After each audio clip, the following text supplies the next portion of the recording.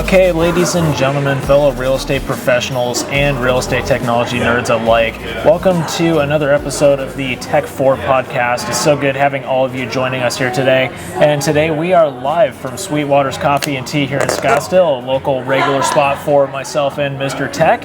And Good today stuff. we are talking about what is going on in the real estate industry, who in the world does what, and how X, Y, and Z comes together.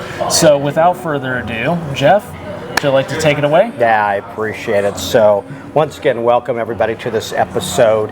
And you know, we do a full class on this of who does what rules are provided by whom, and people just don't want to either know or they want to bury their head in the sand, and then they get on the Santa Claus bad boy list and the bad girl list. And the problem is that it's not just a matter of not getting a present, they get fined. And we're not talking about small fines here, everybody. We're talking about $500 fines and $1,000 and $4,000 and up to $15,000, or of course, who screwed up so bad that they got a $15,000 fine? Yeah, you would be surprised. I need to be wary about what I say because I'm privy to some information that I'm not allowed to say, but I will tell you about the rules that people do get in trouble for. And there are some serious fines out there because we take security seriously, lockbox, people loaning out the lockbox. So here's the thing, right? I do this quiz in the class, and what's kind of interesting about it is in the quiz, I literally say who does what with the dues that we pay. And I have to tell you, this is actually kind of interesting, Jake. Honestly, out of the last, 100 classes that I've done with this, I have not had, are you ready for this one person get them all right. One. Seriously? None.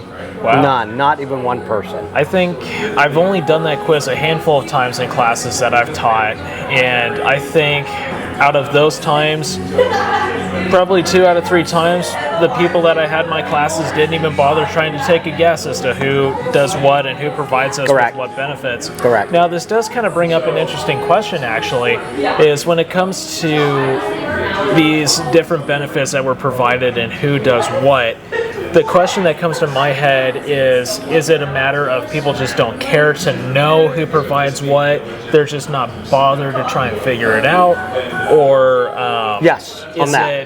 I get that, or is it just the fact that we as agents haven't been educated enough? Is there something that gets missed out on in the Code of Ethics, pre-licensing and CE?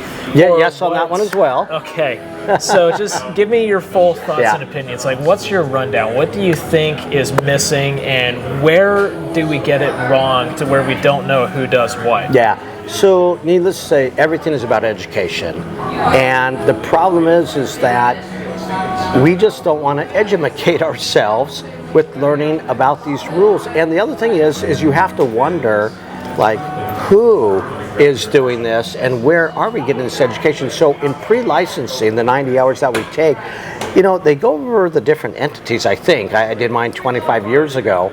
But they do, but it's very vague. Right? They don't talk about, well, these rules are with this entity and these rules. And so I think that's the issue. And then I don't see a lot of classes out there that talk about, like, this is who does what and what entity takes care of it. And I just don't see it. But although we do see it when ADRE comes out with their fine structure and who got busted. And keep in mind that the Arizona Department of Real Estate does not hold back. They actually put who it is, their license number, what they got wrong, which is a little bit different from the other entities out there. Like the Realtor Association. Correct. Plus your brokerage as well. So they actually don't disclose that. That's one of the major differences, is that so ARMLS and whatever MLS you belong to across state, we happen to belong to. Or even across the U.S. Or across the U.S., that's right. They don't disclose the name, so it's all confidential, which I actually have an issue with that. And I actually brought it up once because I was on the board, and I'm like, this needs to be public information because people need to know, not necessarily to shame them, although that is a big factor, but just They wear the cone of shame. and believe me, that's actually huge, right? I mean, just to be shamed in your community, to say, oh my gosh, you actually did this, and you know what it comes down to is that is confidential information. So is breaking the code of ethics. You do that, you'll be, you know, you'll go in with the stat of being 1, 2, 3, 4, 5, but there's no names mentioned, which I disagree with that, but that's how it is. Okay. So, kind of diving into this a little bit more, I think the greatest confusion that we have, especially here in Arizona, I mean, I can see it all across the U.S., especially, like, I've been to California. I know their rules are kind of a mess out there, but we're talking about here in Arizona, right? You've got rules coming in from legislature, you've got the Arizona Administrative Code, the Arizona Revised Statutes, plus you have substantive policy statements coming from the ADRE, stuff that's buried in places that you don't even know how to find. Correct. Plus then you've got stuff coming in from the NAR, the Arizona Association of Realtors, your local Realtor Association, then you get to your brokerage and their policies and procedures manual. Like, let's break this down one tier at a time, and we can start wherever you want to, but I think the general public kind of needs to know what does what and where do these different rules come from. Yeah, so let's first talk about it. So I have this beautiful, basically who does what from top to bottom sheet. Now, the pecking order. The pecking order is what I call it. And basically what it does is it talks about from everybody, meaning a licensee, all the way down, of course, to a realtor. Not that we're lower than that, but because we abide by a higher set of standards. But I just want to let you know, let's talk about this. So we do have the ARS, the Arizona Revised Statutes, right? So this is for everybody, and this controls, well, literally every law in the land of Arizona. And so regardless of whether you're a licensee or other. So these are major things. Talks about wholesalers, talks about the taxes that just went away from this year from rentals, right? So these are major things here. And then right underneath this are going to be, as you mentioned, the AAC, the Arizona Administrative Code, also known as the AAC once again. And what happens is that we have something called Title IV. So we got the Arizona Administrative Code, we got ARS at the top, we have AAC right beneath that, and then within the AAC we have the what's called the Title IV, not the Title IV, but Title IV, and it goes over all of the professions here in Arizona. So this is where it talks about hairstylists, excuse me, doctors, nurses, different professions out there. One of them is going to be us as a real estate licensee. That chapter happens to be chapter 28, which, regardless of where you take your classes, I'm sure in about every class you take, you've heard R4 28 something something something, and that R4 stands for Title IV, chapter 28, hence the R4 28, and then of course within there what page, what article we're talking about. Get all these different subsections going on. Correct. Which, by the way, guys, just to let you know, when we're talking about R428, when we're looking for all of our rules and regulations for putting together CE classes and licensing and all that, that stuff lives in there. You're looking for your advertising requirements. That's in R428, the whole 500 subsection. 502 more specifically. And even more so, I think Jeff will preach onto this quite a bit, the 1100 section, specifically 1101, gives us our standards that we have as real estate professionals, which, by the way, are very, very similar to the standards that we get from the Code of Ethics, because I was told, you can probably back this up, that when these rules were put together and these standards that were put together for Arizona licensing, when they were put together, they were cloned from the Realtor Code of Ethics at the time. Yeah, you know what, I don't know how true it is. I kind of made up that story, kind of. I need to see how true that is. You're the one that told me that story. I'm the one that told you. But back in 1957, I think it was 1957, 1958, when the Arizona Department of Real Estate was formed, you know what, I mean, okay, I might have fibbed a little bit and what, but I think they had to come up with something, and I do believe that somewhere along the line it had to have come from the code of ethics because they're so similar. Yeah. I mean, like half of them, if not more, are similar, almost to the point where it's creepy identical to it. And so that's why I truly believe that it did come from that. Well, and at the end of the day, what's the NAR going to do about a government entity stealing their code of ethics? Are they going to file a complaint or something? Right. Yeah, good luck with that one. Yeah. Have fun. So that's where I think it came from. So I just want to remind you that as a licensee, let's forget being a Realtor member, right? As a licensee, you have to, at a minimum, obey by the ARS, right, the Arizona Revised Statutes, and then the Arizona Administrative Code, all 34 pages, including, I don't want to call it the most important ones, but I think ones that are super important are going to be in advertising rules under R428-502, and then under your duties to your clients, R428-1101, right? Okay. I would agree with that. Yeah. And those are, at the very least, the most referenced areas for a real estate licensee, because not everybody's going to go in there and like, oh, what are the requirements for a CE class? No, most people just kind of show up and take their CE. Anyways, back to you. Okay, so I want to remind you that if you break one of the codes, I don't know if I should call it a code or not, but one of the articles in the Arizona Administrative Code, AAC R428. Shall we say one of the guidelines? Yeah, there we go. I like that. What happens is that those, a little bit different from the SPSs that you were talking about, the standard the standard policy. Yeah, substantive policy statements. Substantive policy statements that the commissioner set. These are statutes, so in other words, you have to abide by them, or you're going to be in, for a lack of better words, deep doo-doo, right? Okay. And by the way, guys, just to clarify what an SPS is, this substantive policy statement, basically what this is it is a statement that whatever current real estate commissioner is in office, it's a statement that they release as basically their interpretation of a statute or a law. So if there's something that some way, somehow has a hole punched in it that needs additional clarity, or that current commissioner feels needs additional clarity, they'll release a substantive policy statement. And generally speaking, it doesn't override the rule, but what it does is it aims to provide additional needed clarity to that rule.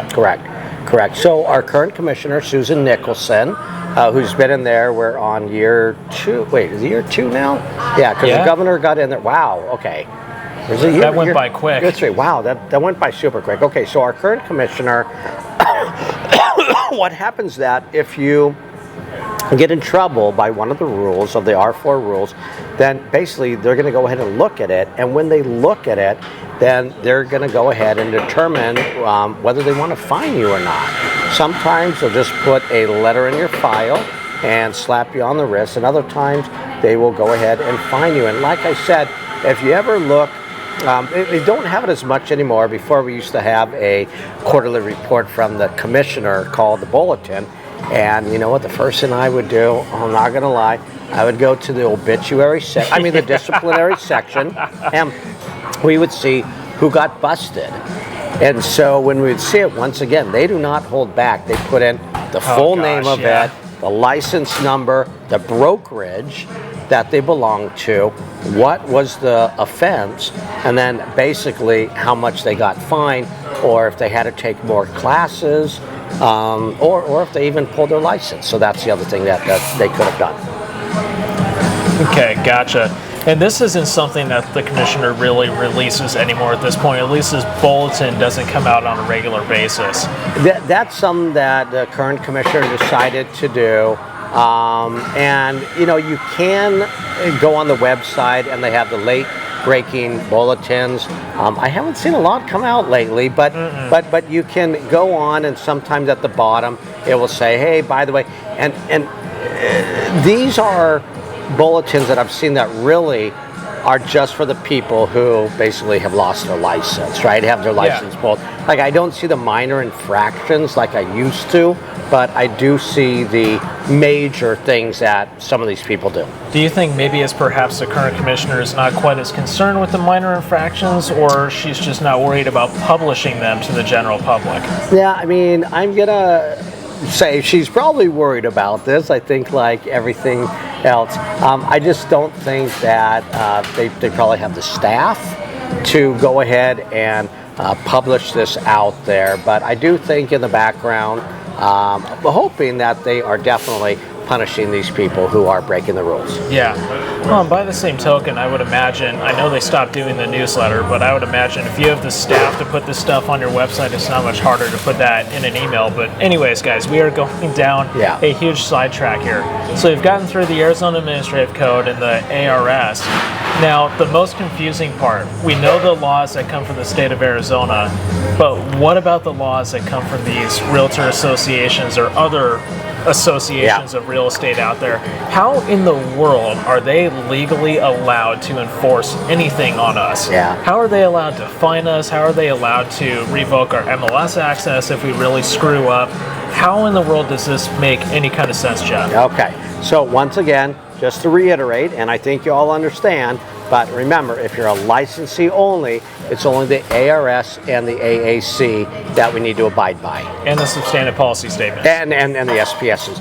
But if you decide to say, hey, you know what, I'm going to go ahead and remember, you are volunteering with money, but on your own accord to join the largest trade organization in the United States called the National Association of Realtor, wearing and flying your blue flag. So I want to make sure that you understand, you do not need to be a Realtor member to be a licensee and to sell real estate in Arizona. Okay, so now that you understand that, you've joined NAR, you're a Realtor member, that is trademarked, and then they have different rules, and some of the rules are going to be the number one, biggest one that we all know is going to be the 17 articles of the Code of Ethics. Except most of us don't know there's 17 articles. Which they don't, because I ask that. I say, hey, by the way, how many articles are there in the Code of Ethics? And I have to tell you, very, very, very few people know. And I'm like, what's the most common answer that you've seen over the last couple of years?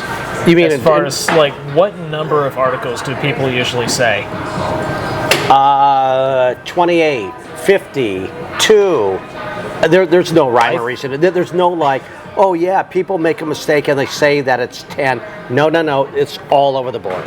I think the most common answer that I've seen in the last couple of years of me doing this is people say there's 35 articles specifically. Where are they getting 35? I have no idea. And I know I'm going on a rabbit trail again, but I have to say this. When we're talking about the Code of Ethics that we're supposed to abide by as realtors, how can we tell people that we're abiding by the Code of Ethics if, number one, we don't know what the Code of Ethics are, and number two, we don't know how many different codes there are.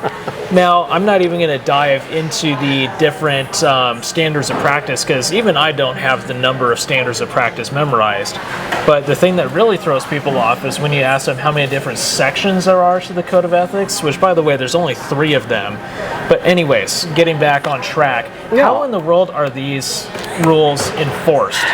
Okay, so let's go over this again. So we have the Code of Ethics, but remember, that's only one of the things from NAR, right? People don't realize that basically they also create another set of rules, and that's for the MLSs. So you have to remember, there's about 530 plus or minus MLSs across the United States. Now, most of these are Realtor owned, which means that they need to also abide by another set of rules that comes from NAR, and these are going to be NAR MLS rules.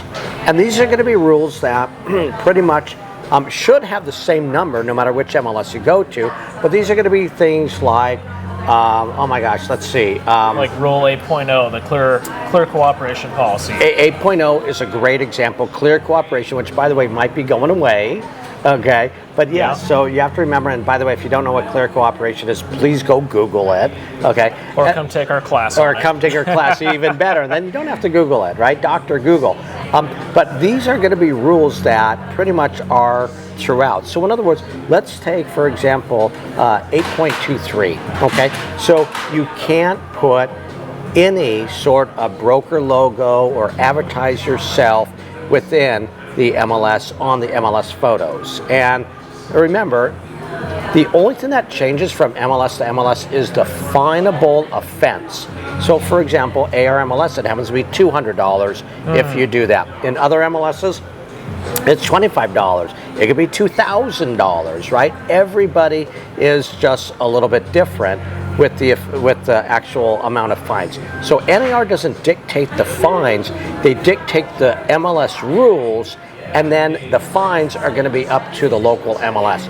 It's the same thing when you break a code of ethics and somebody turns you in and you get in trouble for that. That's going to be up to the local association and your set of peers that determine what the offense is. So there's no set finable offense on that. It's going to be up to the local MLS. So the rules are set, the fines are not. Okay, that makes perfect sense. So here's a question that just popped into my head. You've got 500 some odd MLSs across the country, and if they are realtor owned, let's say for example they create their own set of rules, the NAR has their own set of rules, which set of rules gets the priority? So NAR is always going to get priority. Okay, theirs is going to be the main rules up there, and then if there are local, like hyper local rules, that's going to be up to each MLS. Okay. So I'm going to recommend when you join your local MLS, or remember there's MLS, when I say MLS of choice, I'm not talking about a certain association. I'm talking about it's actually called that you don't have to join your local MLS, what is closest to you in proximity. You can join any MLS you want. So make sure that when you join your MLS, you download their set of rules from the website, most likely, because that's going to be super important. And then once again, it will also show you what those actual fines are. Yeah. And to be fair, actually, a great example of this is Armless here in Maricopa County and around the rest of the state now. Armless does actually provide kind of a training course on their rules, and they actually have a pretty interesting quiz that people can do to test their knowledge of these rules. Correct, and that those quizzes are really good. MLS 8.0 is a great example. Clear cooperation. There's a whole thing on it. There's 10 questions, and I have to tell you, I mean, the first time I took it, I'm a little bit embarrassed to admit it, but I think I got like 4 or 5 wrong because they're pretty tricky. Like, okay, what happens? And anyways, go take the quiz on their website. But you're right, they have a great thing there. So, okay. So once again, we've established you're with NAR and you belong to ARMLS. And quick side note, everybody, I want to remind you, since 1994, ARMLS, if you're part of us, does not require you to be an NAR member to join our local MLS. Just a quick side note I want to remind you of that. But you've got to be one of those MLS choice members. Correct. From the local associations. Correct. Or every one of our local associations here, which would be We Serve, Phoenix Realtors, and Scottsdale Realtors, has had that path called MLS Only Path to that since 1994. The only thing, and we discussed this in one of our other podcasts, one of the things that Phoenix Realtors did is, they've always had that. They lower the fee, and then they also have their own set of forms. But I'm digressing. Go back to our other podcasts there. Okay, so we've kind of made our way through the Arizona revised statutes and through the Code of Ethics and the Arizona Administrative Code, not in that order. But let me ask you this question.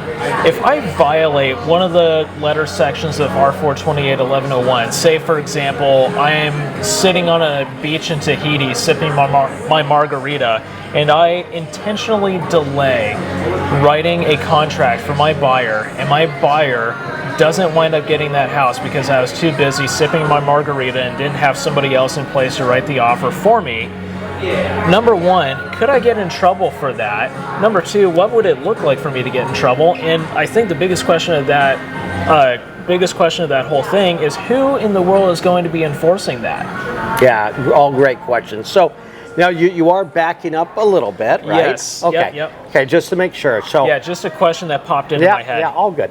So, okay, so in that case, purposely delaying the offering or anything that deals with an offer, whether you're the listing agent or the buyer's agent, right, to do it expeditiously, that would be under R428-1101. And so in that, basically, what would happen is that somebody would have to turn you in, okay? That can be either another licensee, or it could be a member of the public. So that could be anybody. Which is every person on the face of the earth. Which means everybody on the face of the earth. So if they were to do that, what would happen is that it would go to Arizona Department of Real Estate, and they would determine if you truly did break the rule, and if you did, they will go ahead and they will determine the fine structure within ADRE. So there's no court of your peers or anything like that. This is 100% ADRE deciding the fines. Okay. Now, so did that answer your question there? Okay, so we're going to go there. So you were about to dive into something here. Yeah, so basically the code of ethics, right? So what happens is that this can also, you can get in trouble from either a fellow realtor, licensee, or of course the general public, right? Wait, so if I'm a licensee and not a member of a realtor association, how can I turn somebody in for an ethics violation? Yeah, it's a really good question. So here's the thing. Remember, anybody can turn somebody in if you're a realtor, right? If you're a realtor member, anybody can turn you in, whether it be a licensee or the public. Okay. Okay, so what you need to understand is that you need to find out which board they belong to. Okay, so once again, let's talk about here in Arizona. I'm going to go on a bigger picture, right? So and here, a board is a local realtor association. Yep. So let's talk about this, right? There's 14 local associations here in Arizona, and there used to be 10 MLSs. Now there's 9 because SVVAR, Sedona Verde Valley Association of Realtors, actually joined ARMLS, so went from 10 to 9. So once again, we have 14 local associations. We have 9 MLSs, but nothing to do with the, at least what I'm talking about, nothing to do with the MLS. Those are the MLS rules. And then we got our Code of Ethics, 17 articles, and that has to do with the local association. Okay. Okay, so the local association in of itself does not actually have rules. They actually are there to enforce the rules. Got it. Okay. So NAR has the rules. Local association doesn't have its own rules, but they're there to enforce it. So in other words, if I get brought up on charges of NAR Article 15 because I bashed another realtor, right? So what happens is that somebody would look me up, they would find out which board, local board I belong to, and then they would turn me into my local board, not their local board.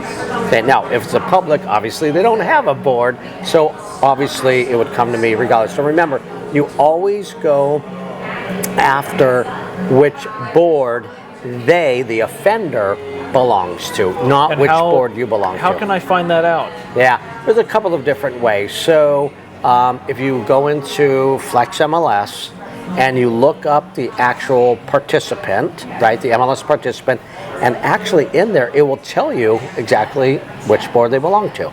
Okay. Once again, right here in Maricopa County, it would either be Phoenix, Scottsdale, or WeServe. Okay. Yeah. Makes perfect sense. Okay. So once they do that, they would turn you in. Most of the local hold on, let me rephrase that. The 3 local associations here in Maricopa County, they pretty much, instead of making their own court system, for a lack of better words, they've given it to our state association. So it's really Arizona Realtors, previously known as Arizona Association of Realtors, and what they did is they have their court that basically takes care of WeServe, Phoenix, and Scottsdale. So you're really going, but technically you would really go to local association, but they've given that authority and power over to our state association. So you're going to get... We don't want to deal with it. You can have that. Yeah, exactly. Yeah, it's too much work.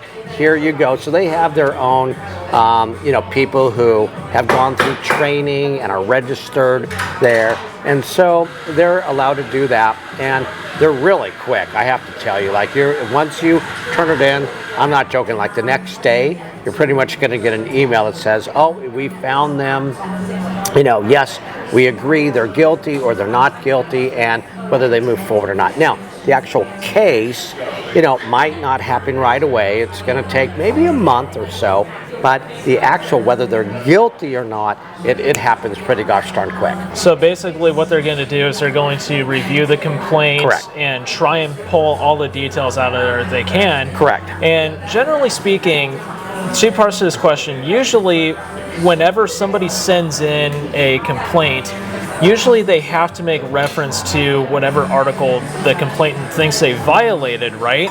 And then additionally to that, if somebody with the Realtor Association reviews that complaint and says, oh, the complainant thinks that they violated Article 1 and Article 12, but I also see violations of Article 14 and 15, for example, can they also tack on violations of those additional articles? Yeah, it's a good question. The answer is no. The violations have to come from, once again, somebody else, right? And when they do that, and even if they did find it, right, I mean, the state association, they look at it like, oh my gosh, but they also violated, they're not going to be able to tack it on because it can't come from them.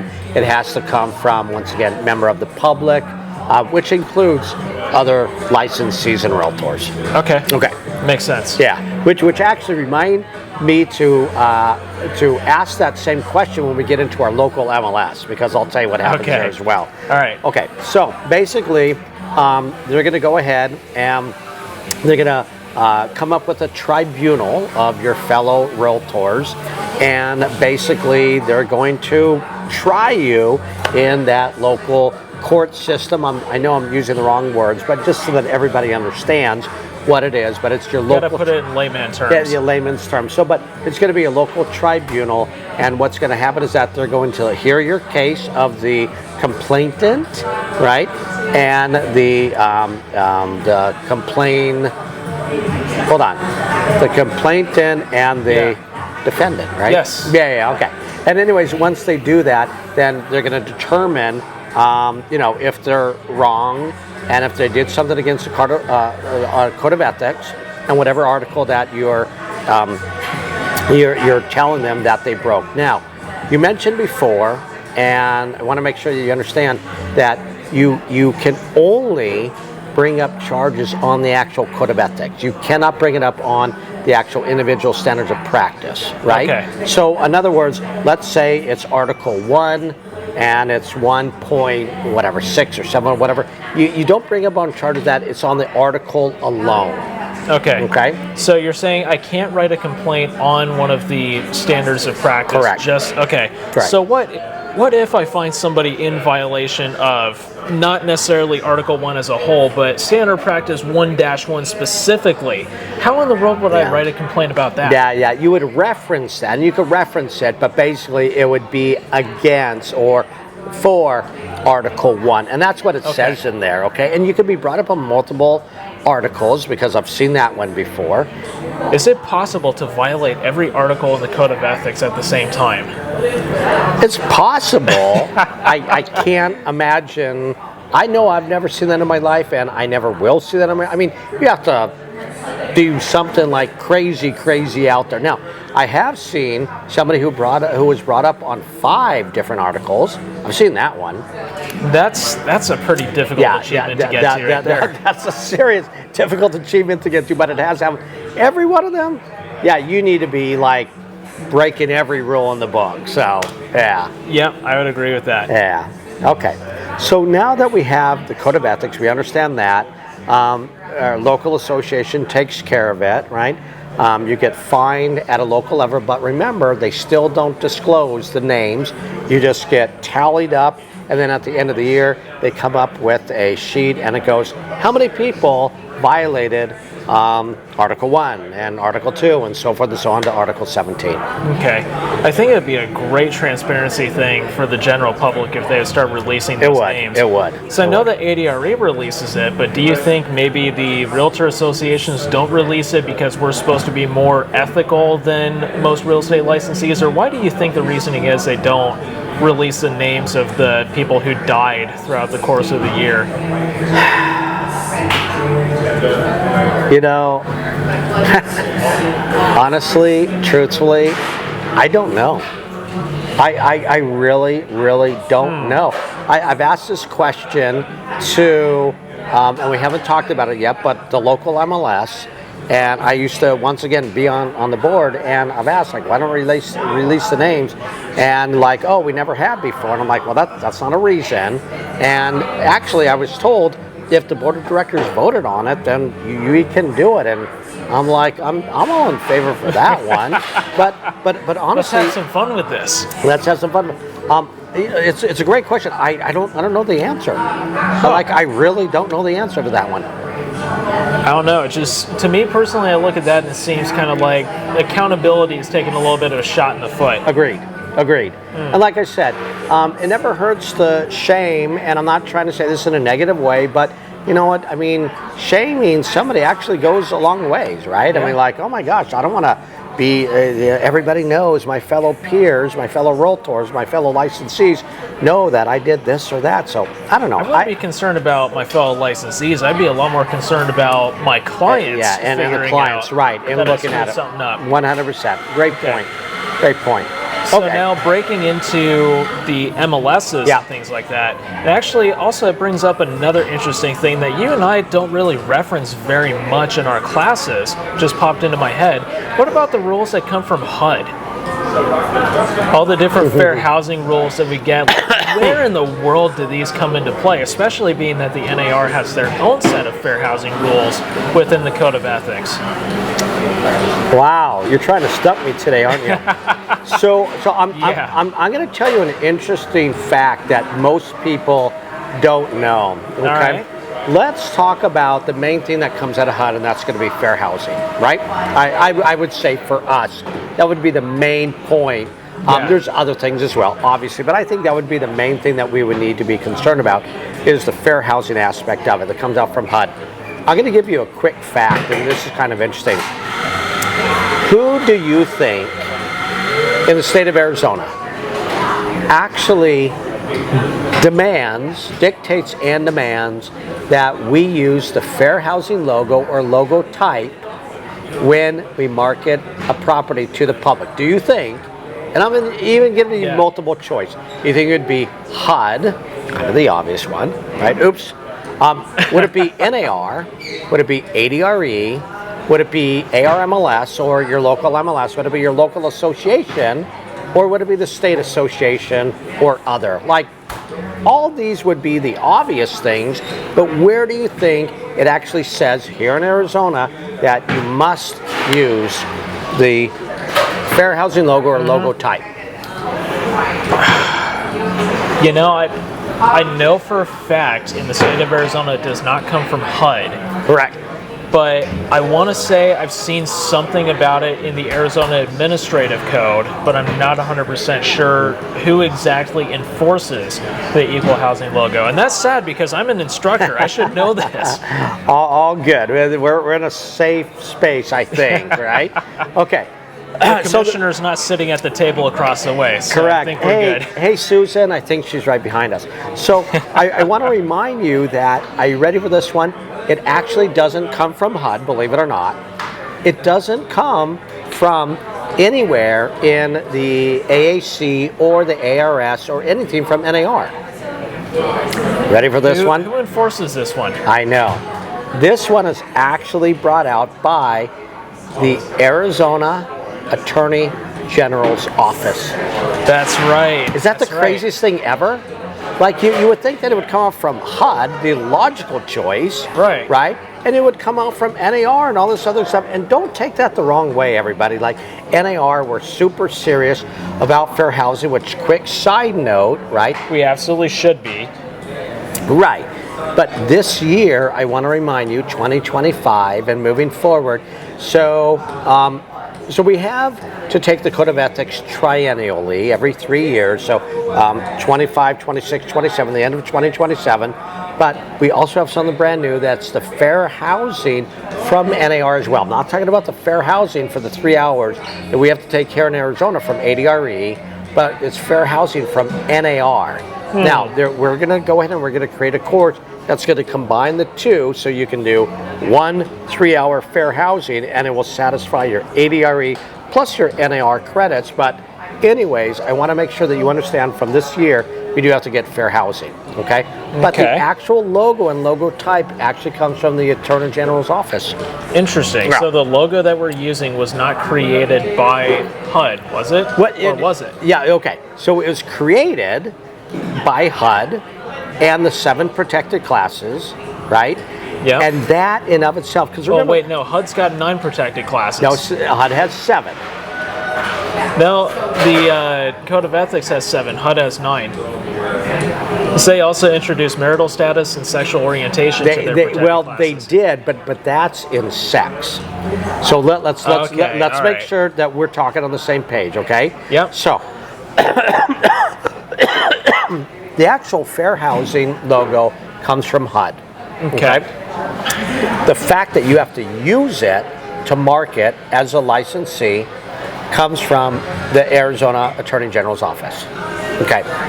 All right. Now, let's talk about this again. HUD has 7 protected classes. Okay.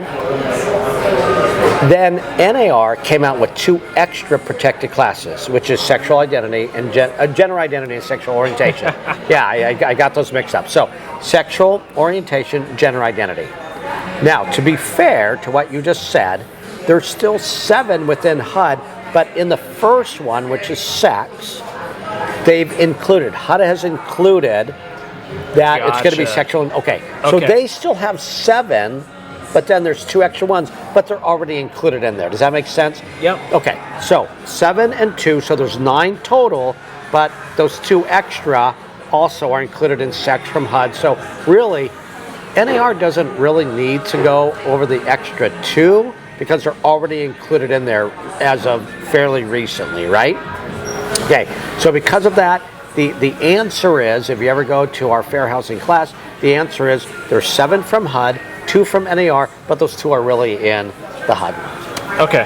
Makes perfect sense. Okay, good. So now that we understand that, Attorney General's office, you already got that one, and then I forgot your other question. But I guess we go to MLS if not. Yeah, I got scrolled there as well. Yeah, so let's jump into the MLS. Just in the interest of time, let's definitely got it. Okay, so remember, remember that these rules that each MLS has to follow, Realtor-owned MLS has to follow, which, by the way, ARMLS is a Realtor-owned MLS, from the 3 shareholders, which are going to be We Serve, Phoenix, and Scottsdale, back from 1984 or 82. Gosh darn it, I used to know that off the top of my head. Jeff has officially achieved nerd status. Yes, nerd status, right. So anyways, so what happened is that we need to abide by those rules. Now, once again, those rules come from NAR, the majority of them. The majority already have a number attached to it, like 8.0, 8.23, and so forth. 8.25 is a new one that shows our showing agreement that we have to have that. But then again, each fine structure is going to be based on each of the MLSs. Once again, if you put in a commission, although we call it compensation, but if you put any number mentioning compensation or commission, for example, or even the term compensation or commission. Correct. And by the way, the term can even be used in a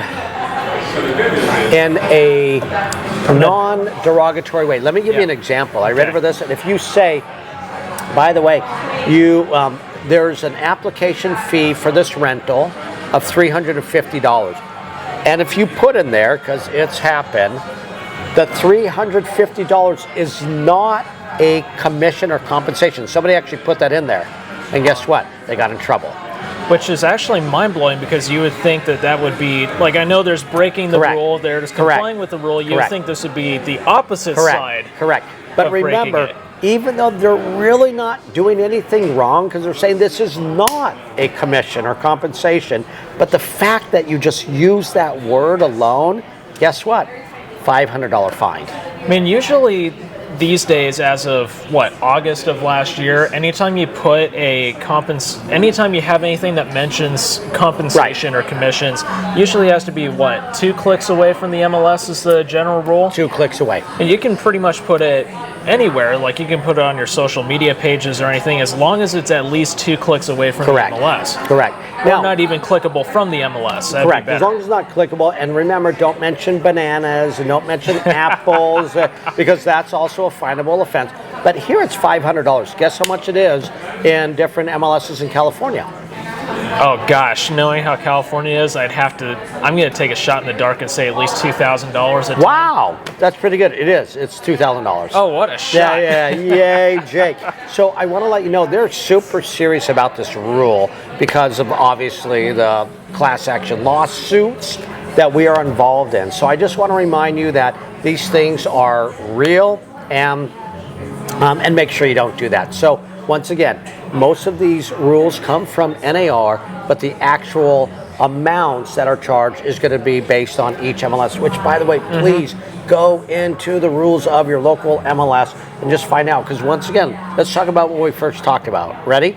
MLS 8.0, $500 a day. Remember, if you if you market a property to the public, and that means a sign in the front yard, and not putting on MLS, remember, there's lots of rules around that. You have 1 business day to get it in the MLS. Correct. One business day, not 24 hours.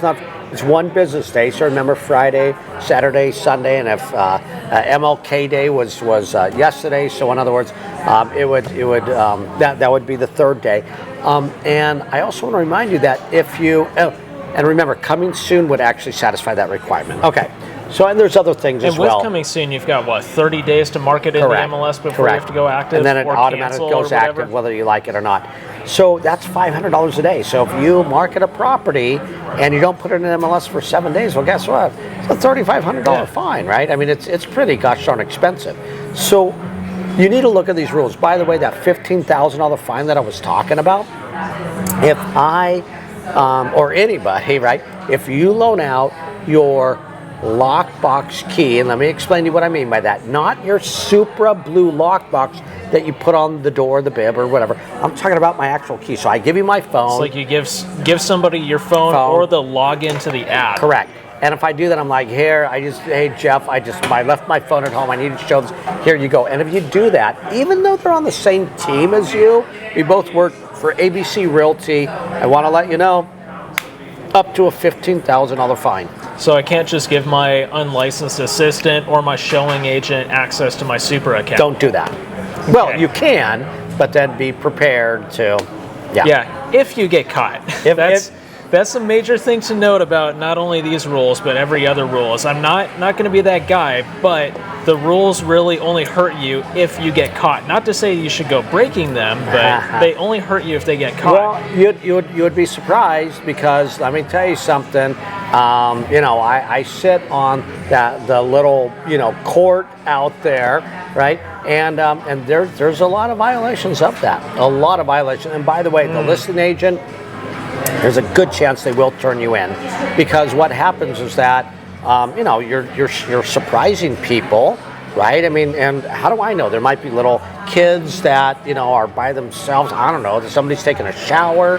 Somebody has a gun, right? And they're not expecting anybody. Well, guess what? Oh gosh. Forget about a fine, right? Because it's happened. You might before. be getting a medical bill at the end of the day. You might be getting a medical bill. So I'm telling you, we take safety seriously, and violating that is a no-no, everybody. So I just want to let you know that one. Okay, so in our last couple of minutes, I do want to bring up one other thing. The individual brokerages, arguably one of the lowest positions on the totem pole of Correct. the different, Yep. the pecking order that we have of real estate rules. Where in the world do brokerage policy and procedure manuals fit into this? And is there really anything that a policy and procedure manual can tighten up on that the other state and NAR rules don't really tighten up on? Yeah, so it's a good question. So you always need to look at your broker policy manual, and some of them is, and this is a great one that I'm just thinking off the top of my head. So let's talk about limited representation or dual agency. Okay, it's legal in Arizona. It's not legal in every state, but here in Arizona it is. There are some brokers out there who say, no way, we do not want dual agency in our brokerage, and they could say, so it's not allowed. And I'm kind of always wondering about that, because you have to remember, we're both with ABC Realty, and if whether I know you or not doesn't even make a difference. But remember, if you, as a buyer's agent, show my listing, obviously I'm the listing agent, and we're in the same brokerage, you have to remember that's considered dual agency. And that is a good thing to point out, because dual agency doesn't necessarily mean that I'm representing the buyer and the seller in the transaction. Correct. It's anybody who's under the same designated broker at the same brokerage, because really when people hire you, you learn this in the agency law CE class, when they hire you, they're hiring your designated broker, and your designated broker is hiring you to act as the sales agent in that transaction. You know what, a lot of people still don't understand this, and as Jake just explained to you, remember, those buyers are not yours. Those sellers are not yours. They are owned by the designated broker. By the DB, everybody. So you need to understand that. And if the DB says, hey, by the way, you're on that, Caribbean beach drinking your margarita and he didn't kill anybody, they can literally say, hey, by the way, we're taking away your listing, we're taking away your buyer, and we're just going to sign it to somebody else because you're not here. Yeah, they can absolutely do that. But anyways, back to the policy and procedure manual. Do you really feel like, well, never mind, I'll let you answer the question. Where do you think this fits within all the different rules out there? Do you think it's the lowest of the low, and I know we shouldn't ignore it, but how important is that P&P manual really at the end of the day? Well, you have to remember, the manual always has to take everything we just discussed as first and foremost, right? So in other words, you can't have something in your manual that goes against those NAR policies, the AAC policy, all that other stuff we just discussed. It can't go against that. So that's going to be important. And by the way, that actually got us in trouble, not to go down this route, but you have to remember, in Gary Keller's manual, right? And by the way, KW, great brokerage, all that other stuff. But he actually talked about commission and what our standard commission is and stuff like that. That got us in a deep doo-doo, and they brought that up in court. They go, here, this is from your page of the manual that you need to go ahead and do that. And by the way, once Here's again, your price fixing charges, folks. and that's exactly what happens. So I want to make sure that you understand how important these things are, because they can be brought up in court, which it was. That's one of the reasons why we lost the case. Other reasons, but that's at least one of them. Okay, makes perfect sense. Okay. So in closing, Jeff, do you have anything else that you want to add to this particular episode? I think that we pretty much discussed who does what rules are going to be broken, if they are. Here's what I want to tell you as a last thing. Please go look at this. Take our classes, everybody. Who does what? Go, Dr. Google it, Dr. Bing it, whatever you want, whatever search engine. But please go look this up, because I'm telling you, people call me and they're like, Jeff, I just got a $2,000 fine. I can't believe it. Can they really do this? Yeah. Yeah, and the answer is yes, yes, and yes, because you agreed to it when you joined NAR, when you have your license, so yes, the answer is yes. I think the other thing that a lot of people ask pretty commonly is, when these fines come along, is there any way I can get out of paying this money? And the answer a lot of the times is probably going to be no. Well, kind of, because you always get your defense, okay? And that's with Almost all of them. Even ADRE, although ADRE is a little bit different, a little bit trickier. But the other ones, they do give you the ability to go ahead and fight it. Sometimes, actually most of the time, you're going to have to pay money and to fight it. And once you do that, if you're totally in the clear, a lot of times the tribunals, they'll actually possibly give you that money back as well. So, yeah. Well, we'll do another episode on how to fight your fines and charges and stuff. We'll save that for down the road. Yeah. But anyways, guys, with that, I do want to say thank you for joining us for today's episode of the Tech 4 podcast. It's been absolutely great having you guys, and we look forward to having you for our future episodes and for continuing education classes as well. We'll see you all in the next episode. See you later.